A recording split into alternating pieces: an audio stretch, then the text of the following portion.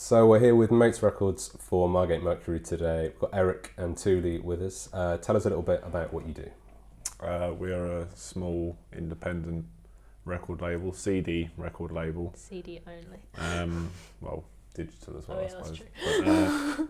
And we kind of started it to facilitate musicians who we thought didn't have platforms, maybe in the other avenues of the music business, or it's a small scale thing, so it's very, people that are kind of starting out, but it's kind of providing a platform for those people, releasing their music in a physical format. And why CDs? Because they are more affordable than vinyl, but also because I record a lot of the bands, and I'm very into. Well, we're both audiophiles, We're really But into. me not as much as him. I'm admittedly. a real man about it, but we're really into sound quality and that, and CDs and vinyl are really the two highest qualities, because as you get into Spotify or even a tape, as cool as tapes are, it's very compressed and squashed down, and having a first-hand experience of what it sounded like recording it, I kind of wanted to represent that as closely as possible. And also we like the idea of physical items releases. alongside. Make them more memorable and more special for the bands and for people getting them. And also it was kind of, because Neil Young tried to start this Pono, and that was like a full audio quality digital, like download thing, but that didn't take off, and I'm not surprised. Yeah, I'm not surprised really, because who wants to be able to store like 10 songs on their phone or whatever? So it's We're kind just of trying like to finish off what Neil started, making it even less convenient than that by making someone have to buy a CD player. But no, that was kind of the thought behind it, and also making it so it wasn't too focused on money and making gains back and all that, and making it more of a casual process where the band can control what they're putting out, and they're there, not worried about breaking even and things like that. It's not under the thumb of any music industry execs. Except us. Yeah, just us. I noticed as well that a lot of the releases have something extra with them. So some releases with comic books, some with Rizzler papers. What's the thought behind that? Is that to do with collectability? Yeah, I think it's collectability. Just to make it special and kind of, it's something you're less likely to throw away, I guess. And it's also an incentive to buy physical rather than just stream online. And also in this day and age where vinyl's obviously had a huge resurgence, it's maybe harder to encourage someone to buy a CD, But if you have a little something extra that kind of, a collectible item or something that gives it kind of a little extra special sauce, that's kind of a nice thing to do. We did one that was, Tui actually made a 3D film, and we did a screening. It was like a sound. Our brother made the music, and it was a soundtrack to this 3D film, and we gave 3D glasses away with the release and had a screening of it, which was quite nice. At Margate Arts Club. At Margate Arts Club, yeah. That was a little while ago now, actually. That was quite a while ago. That was a good one. You mentioned the Arts Club there. What is your connection with Margate historically, and how much do you kind of work with other residents and creatives locally? Well, we've lived in Kent me for my whole life, Eric for his whole life, apart from 3 years in Brighton. Yeah, and I played gigs here when I was in my teenage years at the Tom Thumb. 7 years ago I started playing gigs here, and just always felt that it was really nice. Even then, prior to more people coming down, there was just something about it that it seemed like a community. You can get into bigger cities and towns and it's very impersonal. Anonymous. And we've lived here for 2 years, so we haven't lived here for too long, but even, our next release actually is, we're releasing an album with Charlie Hanna, who runs the Grain Grocer, with his wife, Kathy. Yeah. So that's a nice kind of we met him just through living here and him running a business, and kind of got together about that, and we're excited about that. So we'll be releasing that this summer. But yeah, it's I think you know more people than me. That's only because I work at Cliffs. Yeah. but it's everyone that I do meet who does something, it's always interesting to talk to them, and there is a lot of opportunity for collaboration or just helping each other out, I think, which is a nice kind of... Also the kind of music community being built by like Sammy's attitude, Sammy being the person that kind of started like going on gigs and stuff, like he's so generous and so nice and just wants bands to play and have people watching them. That's literally all he cares about. So it kind of made it the nicest atmosphere. Yeah, I think he set a precedent in a way, because I'd play in towns around the UK and occasionally you'd come across someone who's a bit like Sammy, but a lot of people who work in those fields can be quite cutthroat and like quite thinking about their losses and stuff, and they don't care as much. Sammy was really facilitated a lot of people starting out, which was kind of like probably inspiring to us for how we chose to do it, because it's not I mean we don't do it because we think it's going to be a big success or anything. It's a way of facilitating new artists or bands or even young people or people that have maybe low confidence in doing that, trying to help people out in that way, you know. And that's Sammy who runs Arts Call and elsewhere. How do you kind of work with people like him? Do you look to kind of promote the acts on your label and kind of get them gigs and things like that? Yeah, I think it's kind of like we also just, when we like something, we'll show it to Sammy and vice versa, and it's kind of like try and get involved with it. Or Sammy always helps us with our release shows as well. He'll always promote our release shows with us, which is facilitates really that good. And allows us to do it at, you know, elsewhere. Or prior we'd do it at the Tom Thumb, and Sammy, because he's a local promoter and he knows lots of people and is kind of a good way of getting it out to people, more people. So he's helped us out a lot in those ways. So. And what would you say about how you select artists? Is there any kind of limitations geographically or in terms of genre? I don't think so. I mean, maybe geographically, just in a sense of it being able, because we rely quite heavily on making it an event of a release show and things like that. But I don't think we'd limit it if it's feasible, really. And genre, I think likewise. probably one of the main things is we normally only release people once we know that we sort of get along quite well with them and have a similar ethos to them, which is obviously slightly more different if you're getting maybe someone emails you saying, oh, would you release our band, and you just hear their song and don't know the person so well. I think it relies quite heavily on us. That's true. Really liking and respecting the people that are doing it. Yeah, I think I've had experiences because I've recorded a lot of bands, and sometimes it's just obviously different approaches, but sometimes it's maybe a little bit more of a competitive attitude rather than a helping each other out kind of attitude. And I think we more likely select someone who's wanting to kind of give everyone a leg up, kind of like help each other out. And a community. Yeah, more of a community than a competition, you know.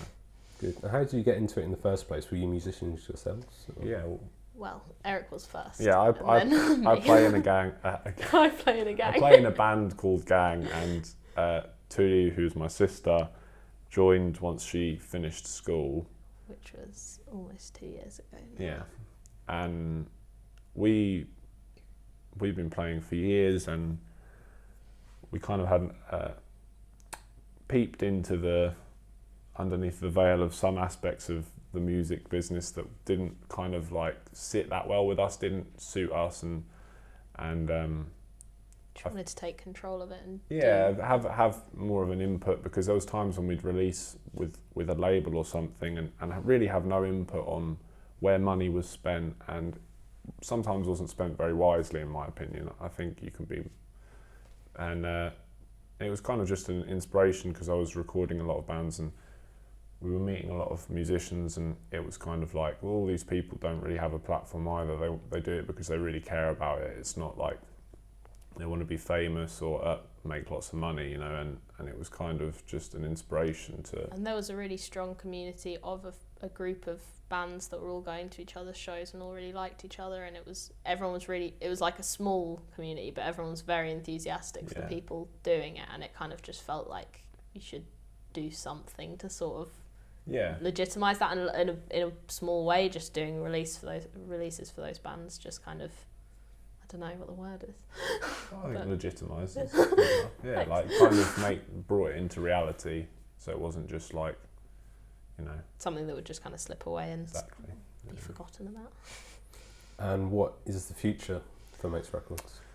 Well, the next release we have is, as I said, Charlie Hannah, who runs Grey and Grocer. Standing on the Verge of Getting a Cold is the name of the album. Standing on the Verge of Getting a Cold is the 18 tracks, sprawling epic. He's invented. That's what he's described it as. He's invented a new genre called domestica, which is music about domestic household life, and the human condition. And the human condition. That's great. And his live shows are also amazing. He has like a very amazing band that plays for him. And really incredibly really good. Like, how many people in the band? 1, 2. Like him plus 8 people, with the 2 singers as well, maybe including him. 7, including him, isn't it? 6. 7. That's a busy household. Yeah, it's a big household, exactly. But beyond that, I think because we also release our own band on the label, because I didn't initially intend for that, but it kind of just, we did a number of releases, and then I thought I don't really want to shop our music around. I'd rather just have it in our hands. So we'll be doing more stuff, and probably more releases from the bands we've already released, if they are wanting to do that, as well as kind of, it's very kind of see as we go. Yeah, organic kind of. If it seems to just kind of tick along, so something always comes up. We had a little break from doing releases because we had like a very busy year last year, but I think it's probably going to pick up again now, because we had a few opportunities to do things, stuff like that, but I think it was kind of like we were focusing on band stuff and touring. So, but yeah, I think we'll be releasing Charlie's album in the summer. We haven't got a strict date because we were going to release it around this time, but we had to postpone it. So in the next few months. Yeah, and I think we'll be doing a launch show at the Tom Farm. Yeah. So yeah, keeping it in the community.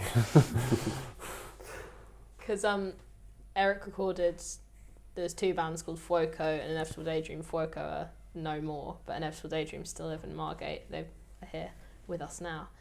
And Eric basically had recorded an EP for Fuoco and the beginnings of an album for Inevitable Daydream, and neither of them had that many prospects of what they were going to do with it. It was probably just going to get released online and stuff, and I think me and Eric just both got aggressively excited about how good we thought it was. And it was just like, we're going to spend money on making this actually a bit of a thing. Yeah, I think basically what it was I was sat on the train and I suddenly had this thought, and then Tuli did pretty much everything to make it happen. Eric's the face of it, and I'm the admin guy. I'm the friendly face of the corporation.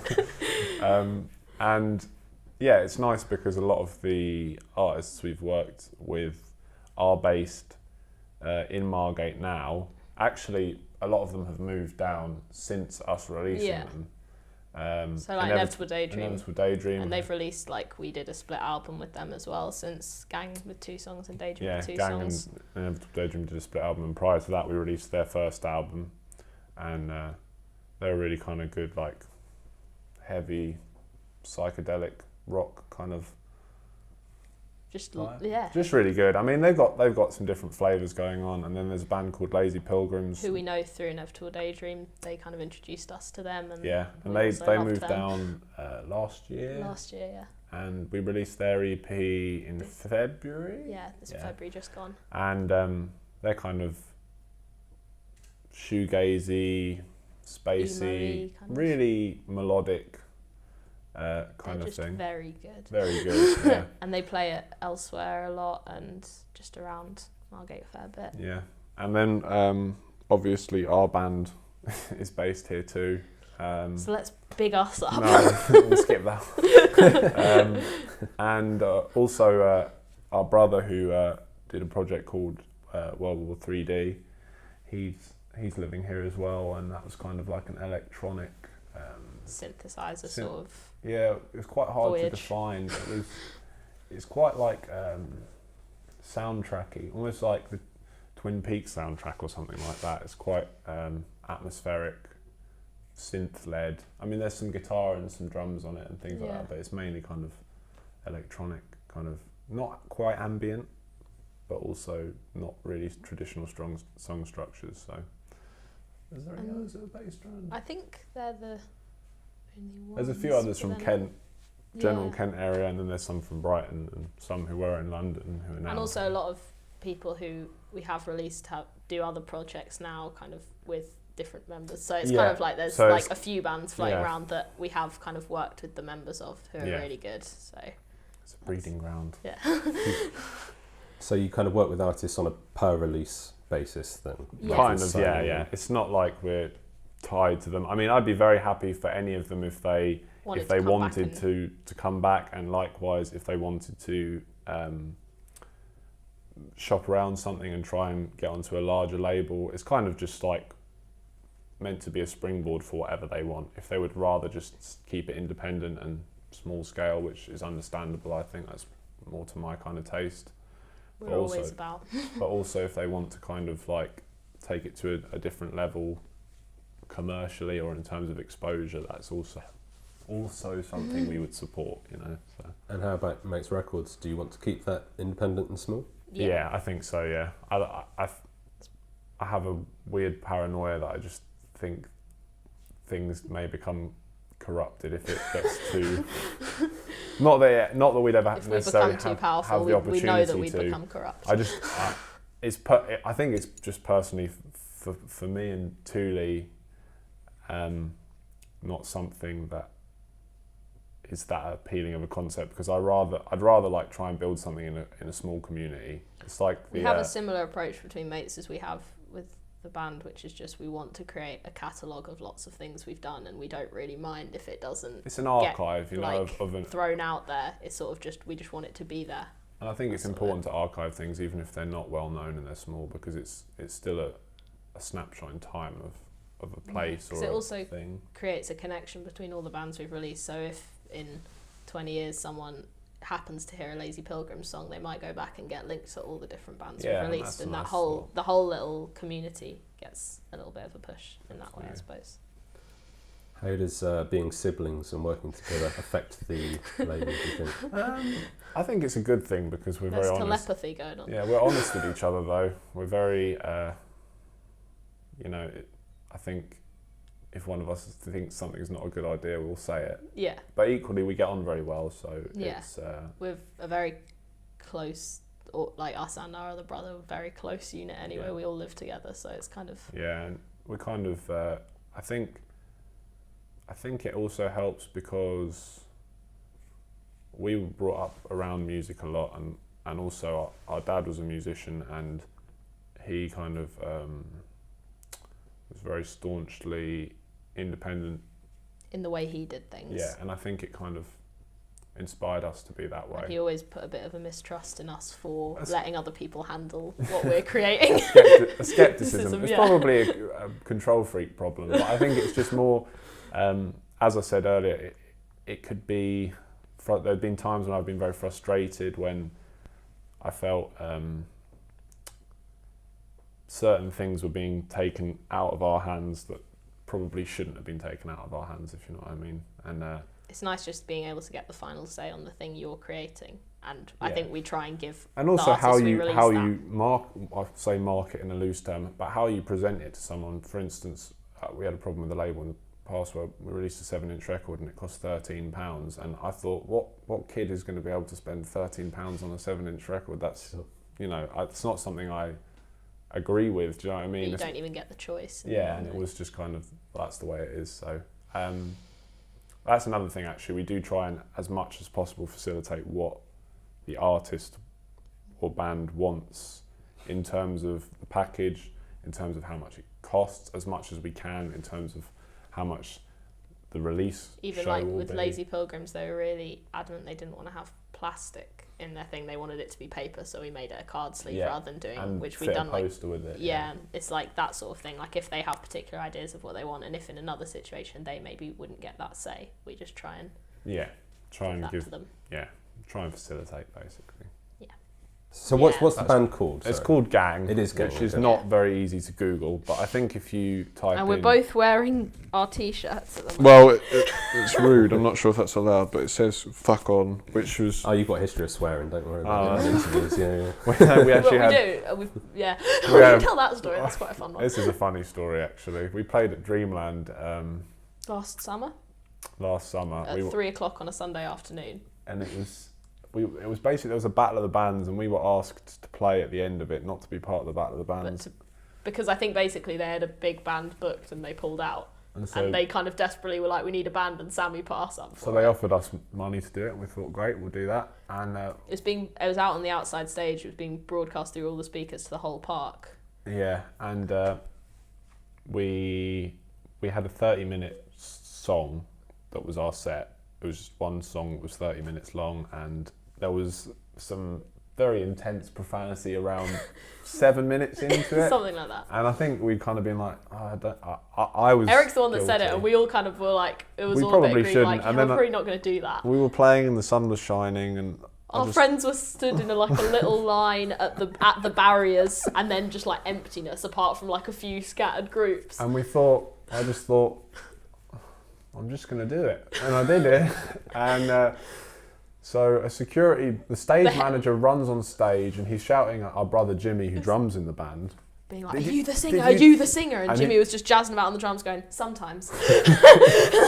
And then he runs over to me and I said, I'm really sorry, man. All the while we're playing. Yeah, because it's a constant song. So we're all playing while this is going on. I'm having a conversation with him, I'm saying, there's no more profanity. I'm really sorry.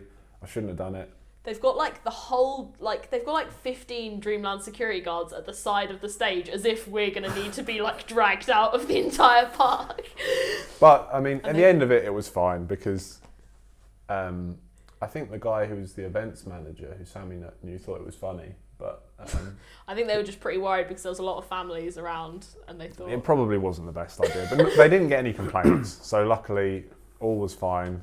That was a little unnecessary rebel moment. I probably shouldn't have done it, but it is a funny story. So, well done for being allowed to stay here, and thank you for coming and speaking to us today. Perfect. Thank you for having me.